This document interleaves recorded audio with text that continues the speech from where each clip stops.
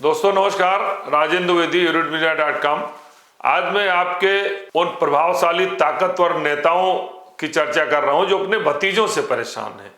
वर्तमान में तो 3 भतीजे बहुत ही ज्यादा ताकतवर हैं और तीनों नेता काफी प्रभावशाली हैं, मुख्यमंत्री रहे और एक तो मुख्यमंत्री हैं।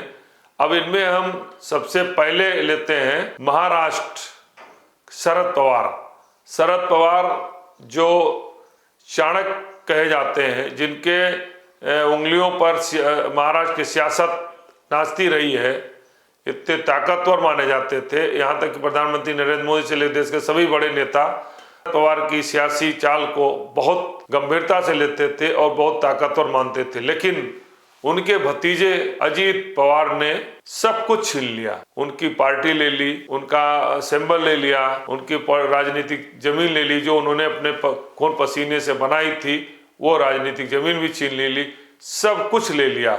केवल वो नहीं लिया जो नहीं ले सकते थे, वो उनका अनुभव और उम्र।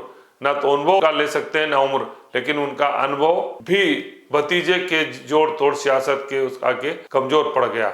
अजीत पवार आज महाराष्ट्र सरकार में भाजपा के साथ मिलकर उप मुख्यमंत्री बने हैं और शरद पवार से ज्यादा उनके विधायक हैं, सांसद हैं, पार्टी का सिंबल उनके पास है, पार्टी कार्यालय भी उनके पास है, सब कुछ उनके पास है। तो भतीजे ने सब कुछ छीन लिया, सियासत में परेशान कर दिया बुढ़ापे में शरद पवार को। दूसरा, मायावती जो 4 बार मुख्यमंत्री रही, जो निर्णय लेने में काफी सख्त मानी जाती हैं, उनके भतीजे हैं आकाश आनंद।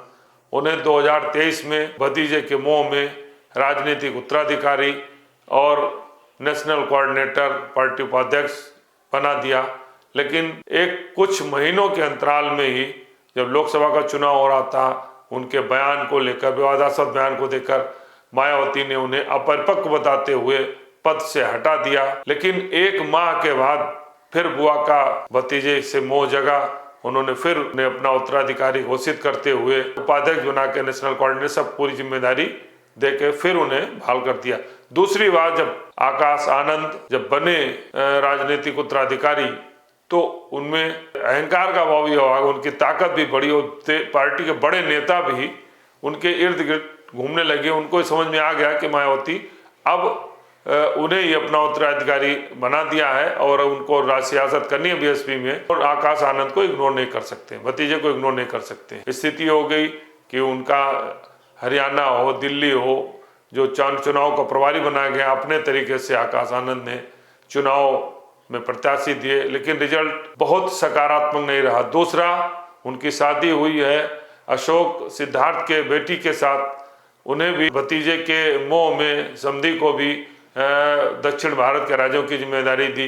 तो अशोक आनंद ने भी, सिद्धार्थ ने भी रिश्तों का फायदा उठाया। इसकी शिकायत हुई तो मायावती ने सिद्धार्थ को पार्टी से निष्कासित कर दिया। लेकिन इस निष्कासन का सीधा विरोध तो आकाश नहीं कर पाए, लेकिन उनकी हलचल, उनकी हरकतों से मायावती को लगा कि वो अपने ससुर के गिरफ्त में हैं। उन्होंने आकाश आनंद को भी पार्टी से निष्कासित कर दिया, सारे पद छीन लिए और अपने भाई को, आनंद को, जो पहले भी उपाध्यक्ष रह चुके, उन्हें उपाध्यक्ष बनाकर नेशनल कोऑर्डिनेटर बनाया और उनके भरोसेमंद गौतम को भी नेशनल कोऑर्डिनेटर बना दिया। मायावती भी जो एक झटके में बड़े बड़े नेताओं को, जो काशीराम के साथ संघर्ष करके पार्टी का गठन किया और भाजपा को सत्ता में पहुंचाने की अहम योगदान दिया था, जिसमें मायावती मुख्यमंत्री बनी थी, उनको निकालने में बड़े नाम है, एक लंबी फहरिस्त है, आप उनकी सूची है। उन्हें 1 सेकंड भी नहीं लगा मायावती को निकालने में, उनको निकाल के बाहर कर दिया और जिसे निकाला उसे दूसरी बार पार्टी में शामिल किया, लेकिन वो पद और सम्मान नहीं दिया। लेकिन इस बार भतीजे को उन्होंने पद भी दिया, सम्मान दिया, 2 बार दिया और अंत में उन्हें फिर बाहर करना पड़ा। तो जो भी हो, दिखाई जो भी दो, कारण जो भी हो, लेकिन वो भी भतीजे की सियासत से मायावती भी परेशान है निश्चित रूप से। तीसरे भतीजे हैं अभिषेक बनर्जी, जो ममता बनर्जी के भतीजे हैं। ममता बनर्जी एक बार 40 साल से अधिक राजनीतिक जीवन है, उन पर सीधे किसी भी तरीके से भ्रष्टाचार का आरोप नहीं है, आज भी सादगी का जीवन जीती हैं, संघर्ष का पर्याय हैं, संघर्ष की एक मिसाल है ममता बनर्जी। जिस तेजी और तेवर के साथ ममता बनर्जी मोदी और शाह की जोड़ी को केंद्र सरकार से संघर्ष कर रही हैं, वो ममता बनर्जी निश्चित रूप से वो उदाहरण, संघर्ष की एक मिसाल ही कही जा सकती हैं, जिन्होंने 34 साल से पैर जमाए हुए वामपंथियों को उखाड़ फेंका। तो ममता बनर्जी को भी उनके भतीजे अभिषेक बनर्जी ने सियासत रूप से परेशान कर दिया है, क्योंकि जितने भी आरोप ममता बनर्जी पर भ्रष्टाचार के या वित्तीय अनियमितता के लग रहे हैं, वो अभिषेक बनर्जी के कारण ही लग रहे हैं। ममता बनर्जी पर सीधा कोई आरोप नहीं है। इतने लंबे वो रेल मंत्री भी रही हैं और 2011 से मुख्यमंत्री भी हैं, तीसरा 2 टर्म से मुख्यमंत्री, लगातार तीसरा टर्म में मुख्यमंत्री हैं, लेकिन उन पर सीधा कोई आरोप नहीं है। तो उनके भतीजे ने भी बुआ को परेशान कर रखा है। तो हम कह सकते हैं कि सियासत के 3 बड़े दिग्गज महारथियों को, शरद पवार, मायावती और ममता बनर्जी को, तीनों भतीजों से परेशान हैं। धन्यवाद।